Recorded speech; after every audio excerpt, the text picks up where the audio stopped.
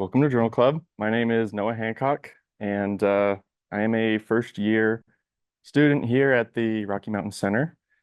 Um, let's see. I currently work in the field of asbestos, doing asbestos inspections. So I decided to pick an article that was related somewhat to my field and also something that I was interested in but didn't know a lot about. So I learned a ton with this. The article is about the quantification of short and long asbestos fibers to assess the exposure. And this was a study done in 2021 that reviewed fiber size toxicity. And this came from the Biomed Central Environmental Health Journal. So for those of you who aren't too familiar with asbestos, it's a naturally occurring mineral that occurs mainly in rocks and soil. Um, it's very heat and fire resistant and is a huge public health concern. Um, it's also known because of its heat and fire resistance. It's also known as like the best insulator known to mankind. And it would be great for construction purposes were it not for the fact that it causes cancer. Um, it's nearly indestructible. And it does have a latency period that can last between 10 to up to 40 years. So most of the time it's decades. Um, and following this period, some pretty specific diseases can start to surface, and those include mesothelioma, lung cancer, fibrosis, and asbestosis. And they're pretty specifically related to asbestos. There are 6 main types of asbestos, but the most common are chrysotile, amosite, and crocidolite. Sometimes it's easy to get chrysotile and crocidolite mixed up, so I kind of separate it because crocidolite sounds more like crocodile, and it's blue. Um, but crocidolite asbestos can lead to mesothelioma much faster than chrysotile because of its stronger and more durable structure. Um, it's also important to note that asbestos only becomes a problem when it becomes airborne or friable, which means crumbleable in your hands. And ACM, or asbestos-containing material, left intact is not a health risk, despite what many people may think. Let's see. So to fulfill the incorporation of AI requirement, I kind of plugged and chugged into Google Gemini. I didn't use like ChatGPT. I didn't even know Gemini was a thing. But I used Gemini and I looked up the carcinogenicity of asbestos. And I learned this in my undergrad, the IARC classifications. It's the International Agency for Research on Cancer. And they classify carcinogens in groups from group 1 to group 4. 1 being an agent that is carcinogenic to humans, and group 4 being probably not carcinogenic. And it's based on human and animal data in literature. And so asbestos, of course, is a group 1 carcinogen, very carcinogenic to humans. And I didn't include this in the slide, but the ACGIH classifications, they classify from A1 to A5, A1 being a confirmed human carcinogen, and A5 being not suspected as a human carcinogen. And of course, asbestos is an A1, so it's very toxic to humans. Carcinogenicity does depend on fiber size. And this article really dives into that a lot. I thought I'd give a quick overview just of the abbreviations, SAF and LAF. Like obviously SAF stands for short asbestos fibers and LAF is long. The differentiation though is in length, it's less than 5 microns, and in diameter, it's less than 3. So I kind of drew this on the board. I don't know if you can see this, but if it were greater than 5 and this were 5, it would be less than 3 microns, but greater than 5. And then this would be a short asbestos fiber as opposed to long. And then the length diameter ratio for both of them would be greater than 3 microns is kind of the cut point. The top picture here depicts chrysotile asbestos, just normal. And the bottom one is chrysotile asbestos through TEM analysis. And TEM is transmission electron microscopy. So it really zooms in on the fibers and you can see their structure up close. So the World Health Organization definition and current regulations for asbestos fibers focus on LAF and not SAF. And it's most important to note that LAF is regulated, but SAF is not currently regulated. And it hasn't been ever since like the 60s. So this article is an exhaustive review of the available information from peer-reviewed sources and publications on the pathogenetic effects of asbestos fibers based on their fiber size that were reported in their in vivo and in vitro studies. It's widely agreed that the toxic effects of LAF greatly outweigh that of SAF, but the safety of SAF is not established. And for regulatory purposes, this study was done to kind of address that question of the scientific basis substantiating the measurement of asbestos fibers. The authors looked to determine the biological safety of SAF, and they summarized mechanisms of action for asbestos fibers, focusing on the impact of fiber dimensions. So some of the keywords they used to research their articles were asbestos toxicity, epidemiology, or animal or in vitro, and short or long. And they pulled these from public reports that were reviewed from ATSDR, NIOSH, the US EPA, and a few others that I didn't know before, but I do know now. But in short, they pulled from some good sources, and the articles that they didn't specifically state what platforms their searches were from, such as PubMed or Google Scholar. So that was kind of a limitation, and we don't know where they pulled them from, but we do know that they came from some high-end organizations. They also explicitly state that this work was carried out as a collective appraisal conducted by an ANSES working group, which ANSES is a French agency for food, environmental, and occupational health and safety. And most of the studies they did came or were based out of Paris, and a few of them from Japan. But their objective was to cover the points of competency, independence, transparency, and traceability. Their findings suggest that the presence of high levels of SAF is a health concern and may alert the degradation of ACM. So TEM, oops, hold on.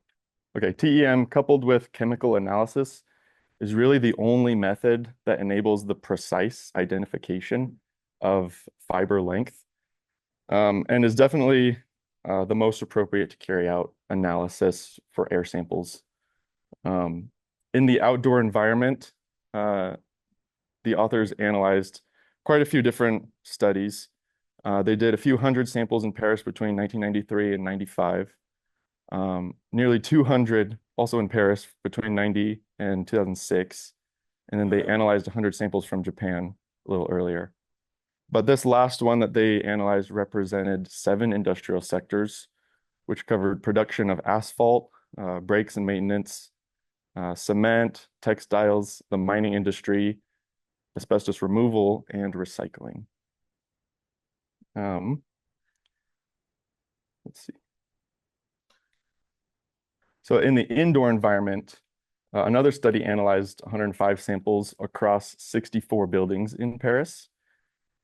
And that was between 1997 and 2004. And the average percentage of SAF was between 70 and 96%, 70 being in the sprayed asbestos and 96% being in asbestos cement. So it was a huge proportion of SAF as opposed to LAF. And the findings showed that the regulatory fibers, which are the small purple ones up top, represented less than 20% of the total fiber concentration. And the SAF, which is unregulated, represented over 80% of all the samples analyzed. And they found this in this study, but across all of the studies as well.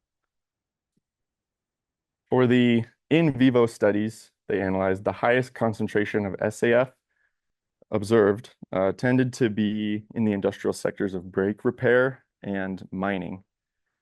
In another study, they investigated the association between lung cancer and asbestos using fiber size TEM-based specific um, estimations, and they found a better prediction using TEM than with PCM analysis, and reported that cumulative exposures to all fiber size classes, including fibers less than 5 microns in length, were statistically significant predictors of lung cancer mortality. Other studies also found that fibers greater than 5 microns in length, but smaller than 0.25 microns, kind of provided the best fit for their data spread. But the fibers between 5 and 10 microns in length and still less than 0.25 microns were more closely associated with the lung cancer mortality. These findings support the hypothesis that the occurrence of lung cancer is associated with exposure to asbestos fibers of all sizes, but most strongly to the long, thin fibers, the ones that are regulated. They found that across all the studies as well, but that is not entirely where it ends. For the inhuman studies, certain epidemiological studies reported the presence of interstitial pulmonary fibrosis correlated with high quantities of SAF in the lungs. And in rats, intraperitoneal injection assays, which is like injections into the abdomen, those ones they induced tumors from SAF, provided that it was at extremely high doses. So the latency period for disease detection was greater with SAF as opposed to LAF. But that's not necessarily to say that SAF is more dangerous than LAF. If I'm to believe correctly, the shorter the latency period, the greater the initial exposure was, which could only mean that SAF is less toxicogenic than LAF. But that's besides the point. In short, the results support the role of fiber length as a critical factor in exposure, and moreover support the fibrotic potential of SAF at high exposures, high and longer exposures. The mechanisms of carcinogenesis and fibrosis are not completely understood in literature today, but fiber size is not the only parameter linked to the mechanism of carcinogenesis. A number of the in vitro and in vivo studies suggest that shape, crystallinity, chemical composition, and durability are also very important factors that account for the biological activities of fibers, and especially their carcinogenic potency. Asbestos is also mutagenic, which is an important effect in carcinogenicity, but that's kind of been proven for a long time. Short fibers, or SAF, are more easily phagocytized, I think I said that right, by alveolar macrophages as opposed to longer fibers. So their retention half-life is much shorter, and long fibers are generally found to be more persistent in the lungs than short fibers. This is why it's thought that LAF are also more critically related to carcinogenicity. Additionally, can't even count the number of studies that showed how the biopersistence of LAF hugely outweighed that of SAF. And the authors clearly examined all the literature, and there's no doubt that LAF definitely persists in the lungs for a longer amount of time. And on top of that, there's no published data that directly assesses the biopersistence of amphibole fibers less than 5 microns. But the shorter fibers, which were greater than 5 microns but less than 20 microns, appeared less persistent in the lungs. So the authors do point out that in the 60s, the length of 5 microns was kind of arbitrarily chosen by the scientific community because it was convenient for analysis by light microscopy. And it also was pretty consistent with data in literature back then. But it's been a long time since then, and there's been a lot of more a lot more epidemiological studies that have kind of shown that SAF can have a high risk. Um, in high doses, SAF can cause inflammation and interstitial pulmonary fibrosis, as well as the pleural reactions in the rats. Um, but the authors reviewed all this data and found five main outcomes. The first one was that exposure to longer fibers was associated with higher rates of lung cancer. And that's obvious because the LAF is what's regulated, and they look at that a lot. But the second one, there's no definite conclusion that can be determined for the other size classes of asbestos fibers. So there does need to be more data to support that. SAF fibers also represent the majority of those counted by TEM analysis, which is what they did in most of the studies. And it was kind of the graphic that I showed on the board. And then air samples, even today, that are considered safe according to regulation, can contain high levels of SAF. So basically, the authors didn't say that the scientific community was wrong to assign 5 microns as the length limit for LAF, because for all intents and purposes, it does make sampling analysis more easy. But we can infer that the authors believed the limit of 5 microns that it should be lowered for LAF to account for more regulated fibers. So in conclusion, it was determined that the pathogenicity of SAF cannot be dismissed. The lower effect of SAF in comparison with LAF is mostly founded on experimental studies because there were few epidemiological studies that took short fibers into consideration. And the authors also concluded that measuring SAF would make it possible to identify pollution sources and the need to anticipate potential health risks. So I thought this article was fantastic related to strengths. They did an extremely exhaustive and in-depth analysis of the literature that they reviewed, as well as include experiments of their own with the TEM analysis, which really hadn't been done before to this extent. And they did the best that they could with the limited data that they had for SAF. But for limitations, first of all, like I said, there was limited available data for SAF because it's not regulated. Second, the findings from the literature that SAF are less pathogenic than LAF were based on that cutoff of 5 microns, which was made to differentiate SAF from LAF. Analysis by PCM, which is phase contrast microscopy, is an international standard in occupational health. So you can't really do much about it. Plus, it does make analysis easier. But in the genotoxicity section of the article, there were 5 samples of SAF analyzed, and 4 out of the 5 were chrysotylite asbestos, and the other 1 was chrysotile. So it may not be that big of a limitation, but a rarer type of asbestos was analyzed when chrysotile greatly outweighs the percentage of asbestos fibers found in the environment. But other than that, I thought it was a great article. So any questions?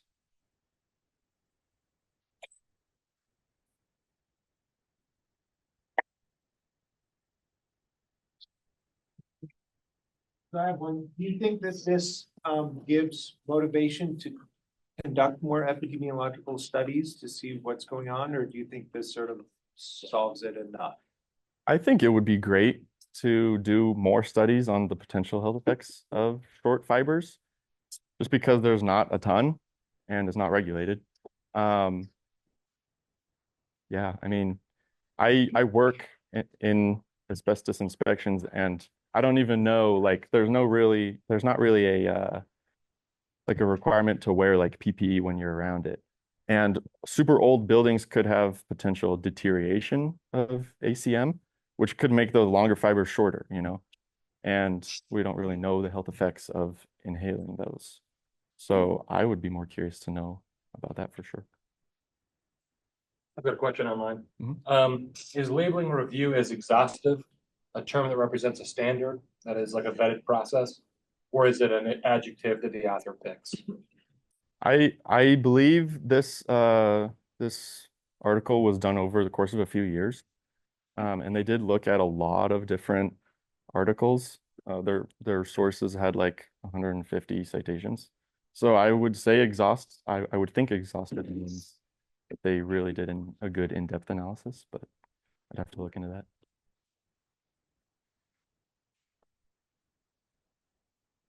Maybe beyond what you have been able to do with this one, but this is 2014, right? This article? Oh, it was 2021. Okay, sorry. I believe so. I thought it was 2014 as Does it say 20? Oh, you know what? You're right. 2014. I apologize for pulling it out. Yeah. I was wondering if you've seen anything recent since this, because it did kind of raise a lot of questions, I think, that you're kind of pointing out in terms of the health effects of the short special fibers. Yeah. Or maybe. Mhm. When I was researching what article to present on, I found this one and then I tried to see if there were other ones too, and this was really the only one that I could find.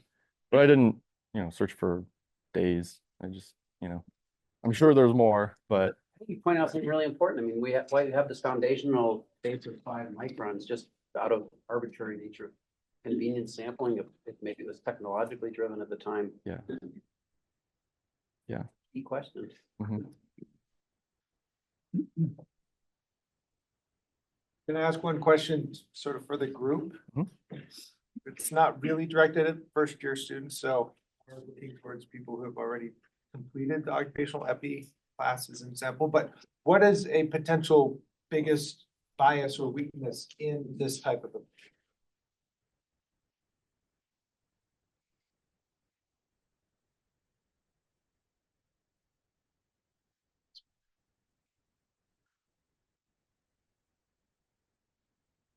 Results don't get published.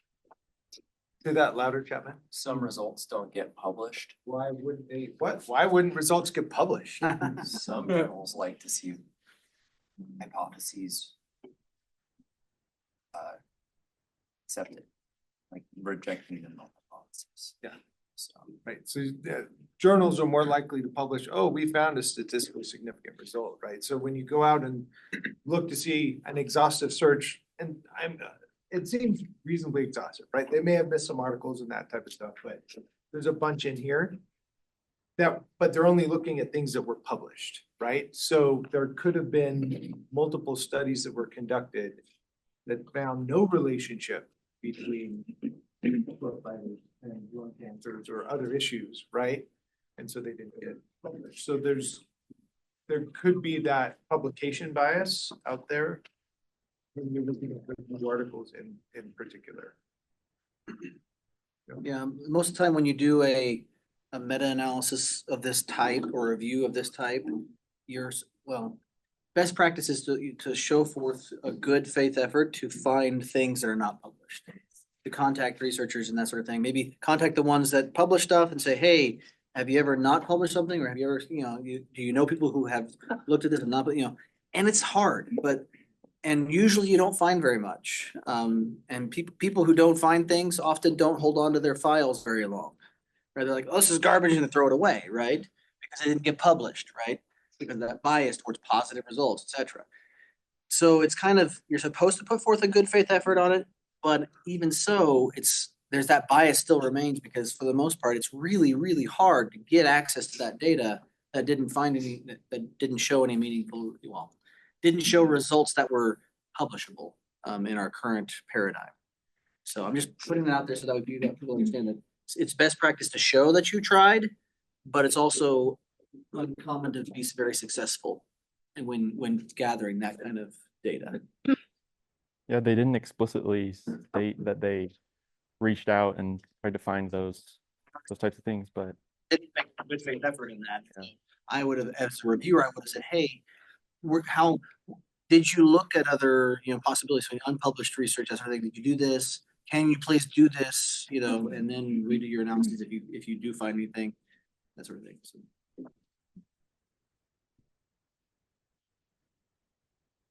Anybody else?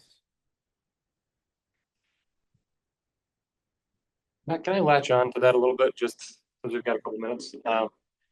The idea of conducting research that you spend months, perhaps years, depending on the project, hoping to find a statistically significant result, comes back, you don't get something.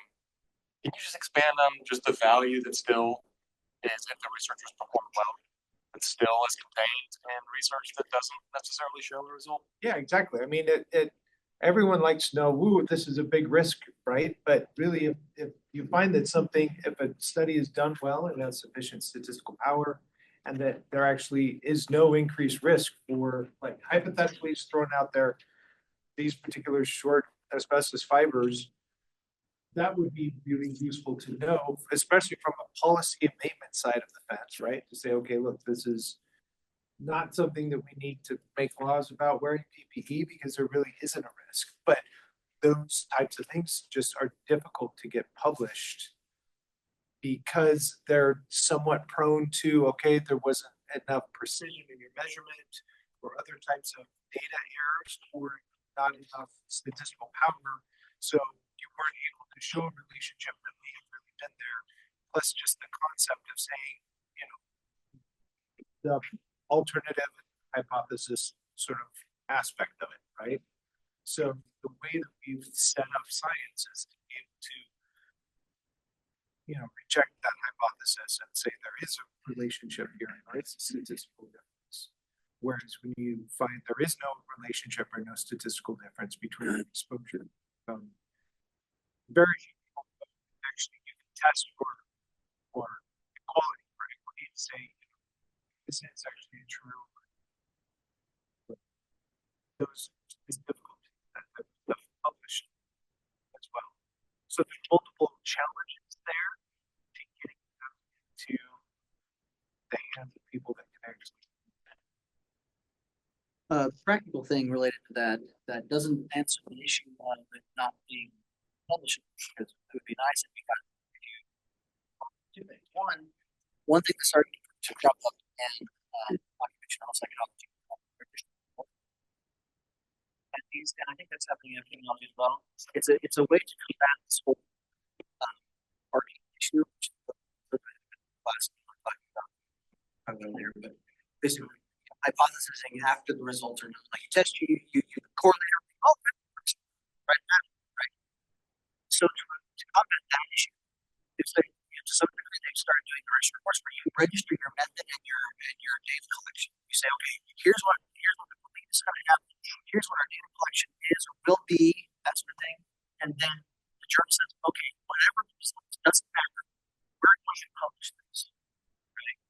And then you go ahead and do your analyses, and you have it ready, or you go to your data collection, and then you publish it back.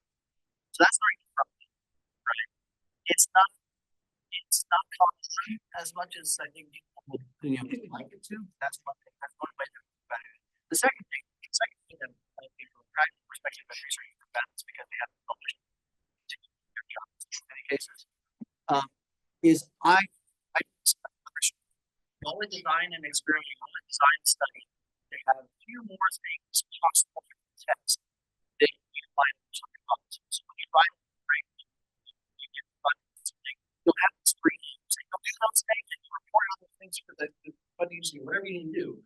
But you'll also capture data on these other 3 or 4 names that you didn't put in the grant, because you need to write something up and publish to continue, not only continue your job, but to continue to share meaningful science out. Occasionally, I hypothesize certain things that didn't work out. I couldn't publish them because that's the publishing works. But there was that I was would test two things that people did. Cool. It's done. Anything else? Right.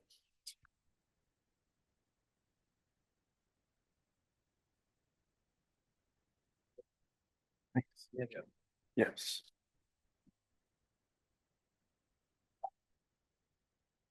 Yeah. Is it okay?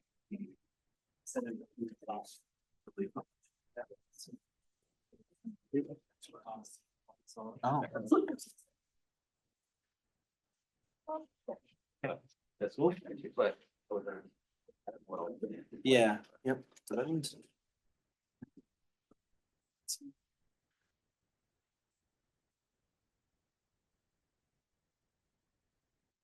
Barry, let me have you flip it in for fun, and then we get on flipped appropriately. And then down goes.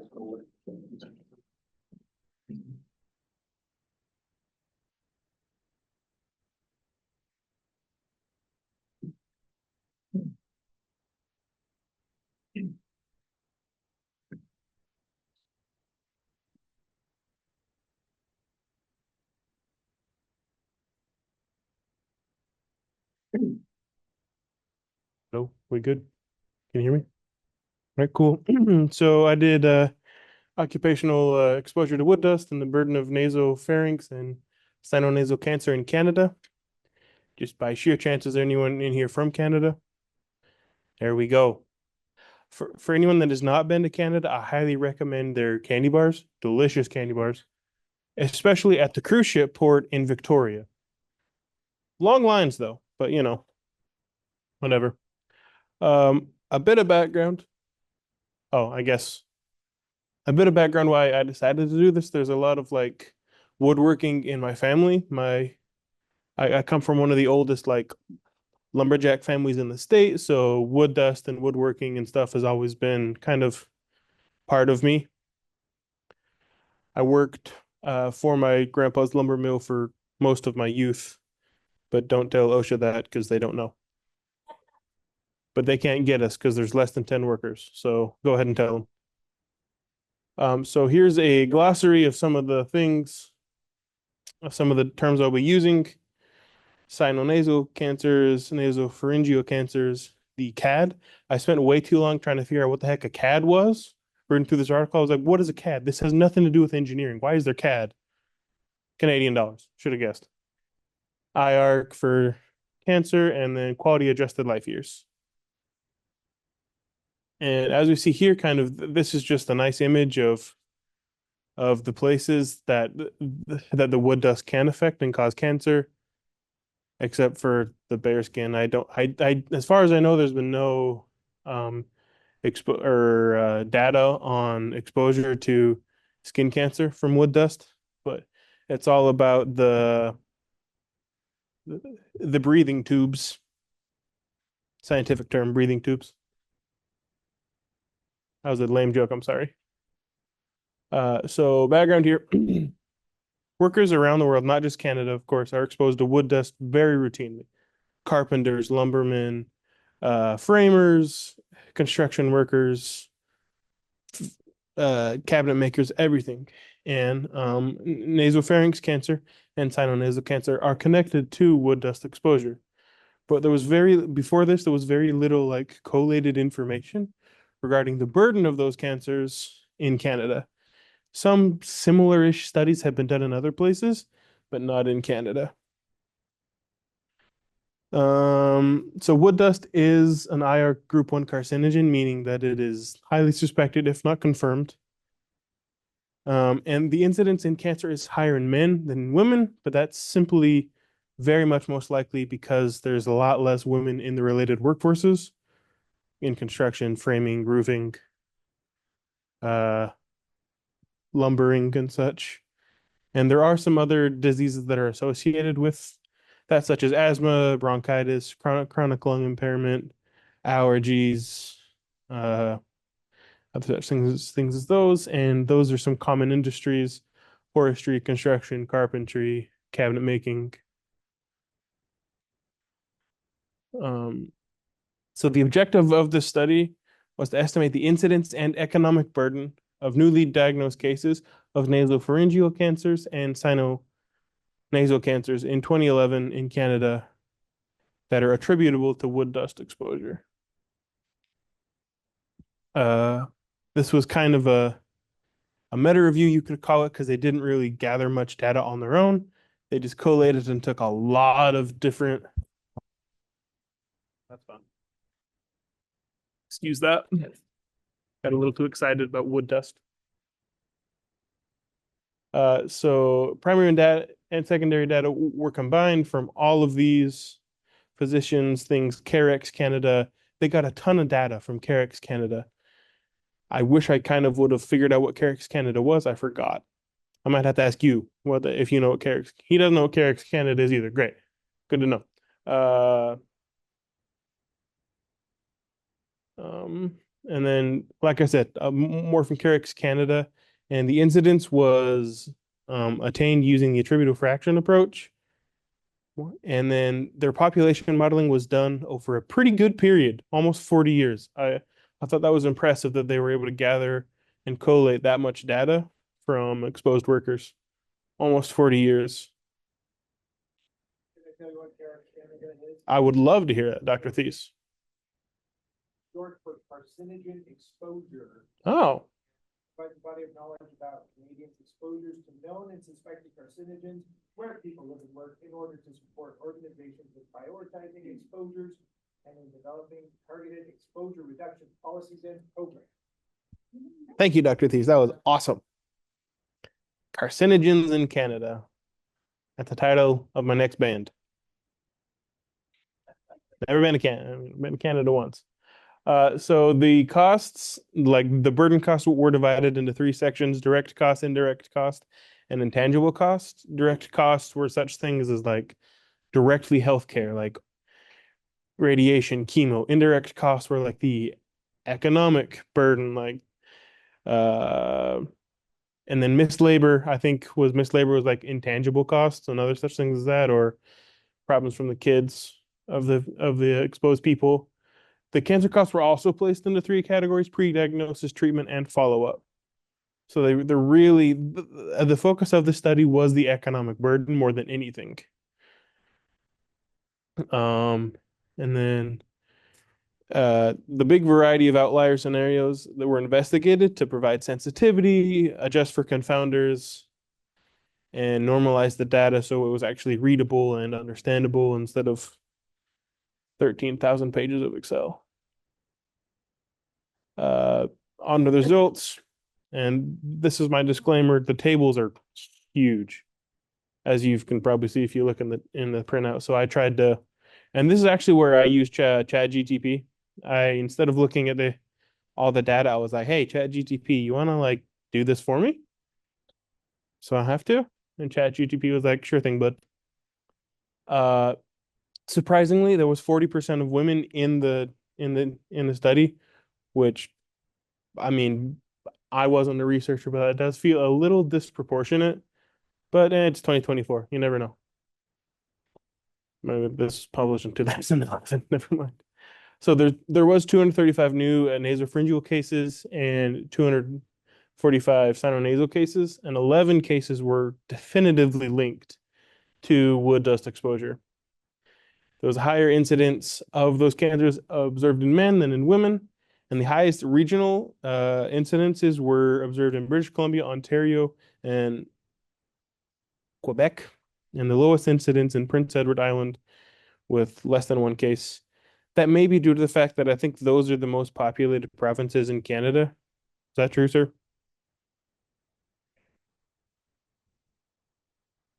BC, Ontario, and Quebec. Oh yeah, there we go.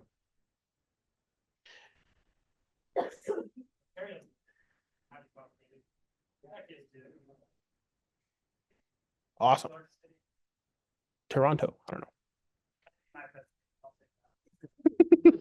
Awesome. And then the data for Yukon, Northwest, and Nunavut were not included due to insufficient information. Kind of makes sense. I think those are like near the Arctic Circle. So polar bears live there. I don't think they breathe much wood dust.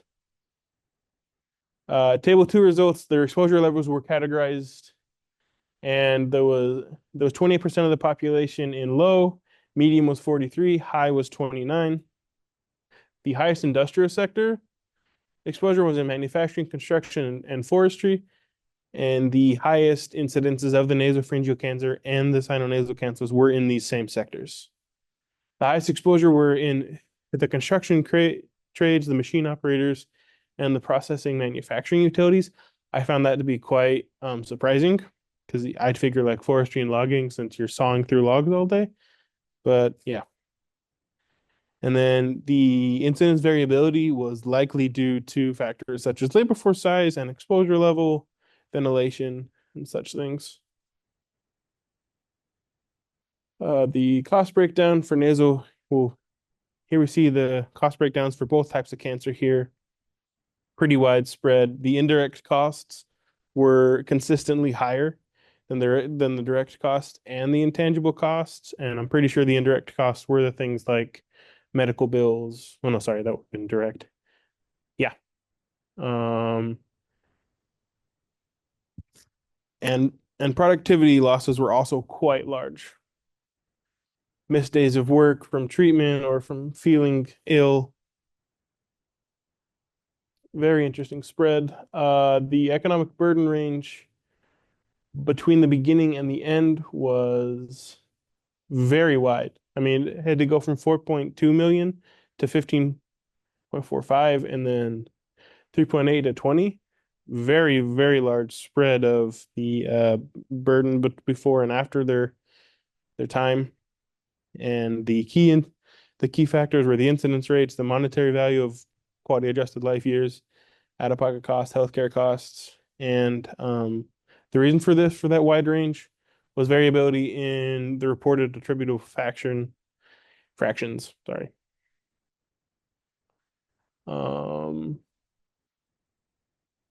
Yep. So here's some discussion they also said, and I agreed with. I especially liked how they did put in their assumptions and limitations. There's some studies where they don't do that, so I appreciated that these guys were like, look, we know this isn't a perfect study, especially because due to underreporting and other factors, they were like, this is likely an underestimation of the true economic burden and the true prevalence of the cancers in Canada. And they didn't study any other carcinogen, so that could be a huge confounder in case if someone was smoking on the side or something, or all the other carcinogens that can cause these. And the incidence rates also were probably underestimated because of availability of wood and time frames and the technology for sampling. Some strengths of the study was they did do a very comprehensive cost estimate with the three different types and the three different types of cancer costs as well. They did use a lot of data, varied sources. I appreciated that. And their use of cost approach. More limitations. There was gaps in the data and very conservative assumptions, not politically, of course, but conservative, trying not to overestimate. So they likely underestimated it. There was limited consideration of the informal caregiving cost and the productivity losses. And the sensitivity analysis showed a large variability in the burden estimates based on input changes. Conclusions, the impact of the study was it captured significant burden of newly diagnosed cases of nasopharyngeal cancer and sinonasal cancers. As far as implications for future policy, this study does provide very good data to inform and promote future lawmakers and people on Canada's government to implement new strategies, to lessen exposure and to protect exposed workers. And it offers very good estimates of the costs that can help support data, help support interventions. And hopefully these estimates can be used in reducing or eliminating wood dust exposure as much as possible and raising awareness about the problems and the risks associated with occupational wood dust exposure. Because before reading this, I never heard about really anything regarding wood dust exposure. I'd be pretty surprised if that many of us had in the first place. No one really thinks about it. Just blow it off and you're done. But cancer. Now just a few questions that I wanted to ask. So feel free, shout it out, raise your hand, whatever. Do you feel like this study contributed to the pool of knowledge of occupational oncology? Anything anyone want to say? Okay, cool. No. Terrible study then. Great. Do you feel like the study is robust enough to help wood dust exposed workers in Canada? Anything anyone want to say? Great, terrible study. Um, is do you feel that incidence and cancer rates would be comparable between Canada and the United States? Yes, please. Different like safety standards regarding like the jobs, like personal protective equipment they're supposed to wear between the two countries? Because I'm assuming there's different like regulatory bodies. That is a fantastic question. I honestly don't know, but I would assume that and hope that would be pretty similar because Canada, United, they're pretty similar in a lot of ways. So I would hope that regulations would be very comparable. I would hope. Great question, though. Thank you. Great. Anything else? Cool. Could this study be generalized for helping in developing and underdeveloped countries as well? Because obviously Canada and the United States are developed countries. Do you think this study could also be used in developing countries such as India or underdeveloped countries such as Honduras? Yes. I mean, maybe not. It kind of depends on like the technology of production in my mind. Okay. Because um, I don't know if this is true, but anecdotally, it seems like more mechanized production processes would produce more wood dust than hand tools. I see what you're saying. Okay, yeah, thank you.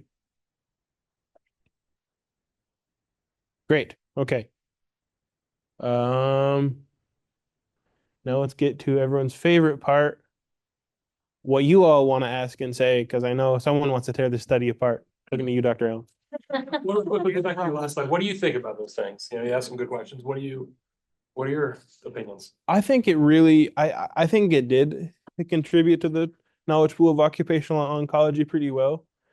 Because this is just me and my probably undertrained, but most of the occupational oncology I've heard about is centered around like benzene and other like big name carcinogens.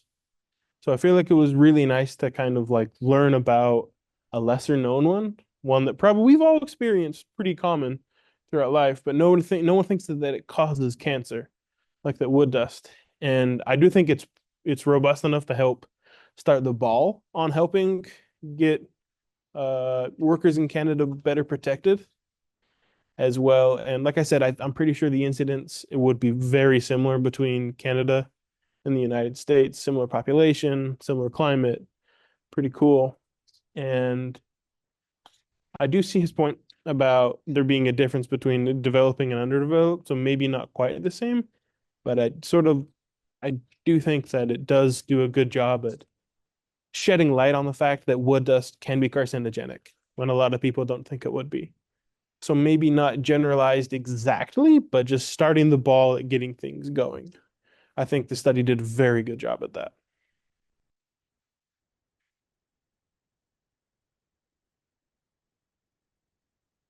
There we go. So I'm with you on just like how many elements of the cost they covered. I thought that was excellent. Yeah.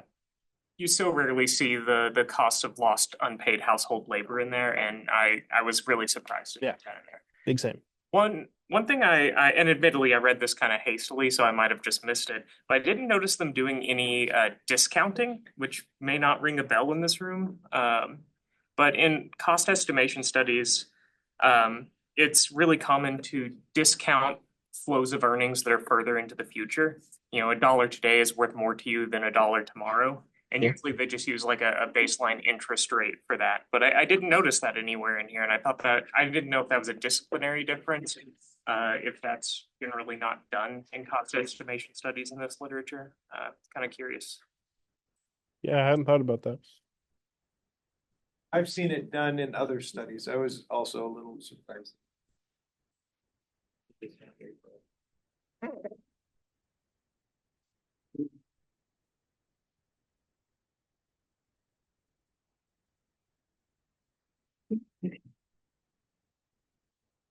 Well, I can talk more. Oh, sorry. Oh, I was just gonna ask, what is the definition of sawdust or wood dust, right? What is wood dust?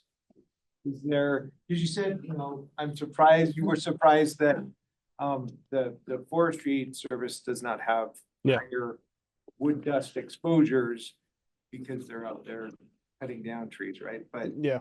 do industrial level create particles small enough to be considered wood dust? That's a really good question that I hadn't considered. Go ahead. No, go ahead. So my understanding with a lot of wood that is used in like construction or any sort of industrial setting has been treated. And I didn't see anything about like any sort of differences between like how the wood is Yeah, treated, okay. and how those like could like maybe you just have a treatment for cedar or something, right? That's like super cancerous. And that's spiking the rate. It's not necessarily wood dust in particular. Okay, yeah, I see what you're saying. For example, like formaldehyde, very commonly treated for wood dust, and formaldehyde is a known carcinogen.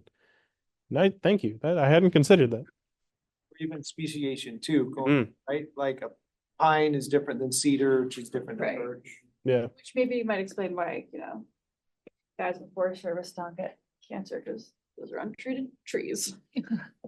And that's probably a good point, like you were bringing up, Dr. Thies. Those saws, they kick out like it's visible. You see the dust, so probably not quite as respirable. Whereas the fine sanders, that's a good point. Thank you. Dr. Allen, you want to say something? Only that we're talking about long fibers and short fibers, right? And they don't talk about this in here, but what size of dust, and Dr. Thies was getting this, what size of dust is actually the problem, Yeah. right? Because obviously if it's big enough, you're gonna notice you're trying to breathe it in, your body will expel it, right? Yep. And so what is it? And then looking across all the different devices that are used across the different industries and so forth about, okay, this produces really fine grained dust that you don't even see versus this, as well as these big chunks that you do see. So you might think you're not being exposed to it, but you're really being exposed a lot. There's a lot of measurement related issues, not with this study per se, but just in general that I don't know if they've done anything with the same way that they have with asbestos. That's a great point. That'd be a very good avenue to look into. Justin. As someone who has experience in the wood making industry and your family and stuff like that, is the carcinogenic properties of wood dust something that you were exposed to, like knowledge that you were privy to? The carcinogenic properties, no. Have I been exposed to carcinogens? Probably. Probably a lot more than most of us in the room, not the weird flex, but anecdotally, just because I got time, I'm pretty sure. It's not quite as true anymore because they've changed up their process. But one of the processes in my grandpa's lumber mill is we'd have like our big saws, and they were piped into a big silo, and then that dust and those shavings were then packaged by a big hopper thing and then sold into big bricks. And it says right on the door of the silo, do not go in here when this is full, ever. But guess what? That was my job for quite a while. With a pitchfork and a bandana around my mouth, occasionally sunglasses if I could find a pair, inside the silo, just poking up dust. And I got really good so I could poke good enough, and then you have a whole avalanche. Mind you, I'm like 8 at the time. So I learned really quick. As soon as I poke, you gotta book it, or you're not coming out of there. You just get a whole avalanche of sawdust, and you're like, well, here we go. You're gonna make it. So yeah, I'd never had any idea that wood dust was carcinogenic. And luckily, as far as I know, none of my family members have developed cancer from the wood dust. I do have an uncle that has leukemia, but that's from benzene. So, wow. Okay, yeah. Otherwise, though, no cancer, just kind of diabetes and too much Diet Coke. Yeah, great. That was a long, rambling anecdote. Thank you for listening. My good man. Kind of dealing with the same questions, I think, coming up with particles and dust and size. And how did they, I couldn't figure out how they estimated the low, medium, and high concentrations of dust in these different populations. And was it I've forgotten. I apologize. I feel like I should have read that. But obviously there was something because they did split it up into the three exposures. So fantastic question. Thank you. I'd be very curious to see as well, because if it was just anecdotal, that could vary so widely. Job type, so it seems like going. Yeah. I might be kind of suspect of that data myself. From their data sources, it looks like it was, the only one that would make sense was like the Occupational Cancer Research Center, so it's probably like measurements from them, but Yeah, you'd have to dig through the. probably not a strong part of their data.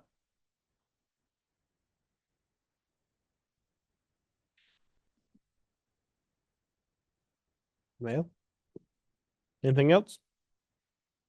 All right. Right.